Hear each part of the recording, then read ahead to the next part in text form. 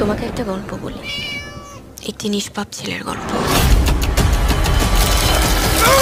ভালোবাসা একজনকে গড়ে তোলে, আবার এই ভালোবাসা একজনকে ভেঙেও ফেলে।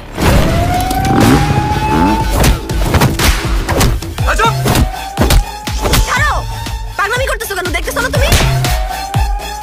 আমি আমার নিজের ছেলেকে মানুষ করতে পারলাম না, সারা জীবন তুমি একটা অমানুষ থেকে গেলে। একটা মানুষের জীবন এভাবে নষ্ট হয়ে গেল। কথা কানে যায় না? জঙ্গলি জানোয়ার। হ্যাঁ, আমি জঙ্গলি।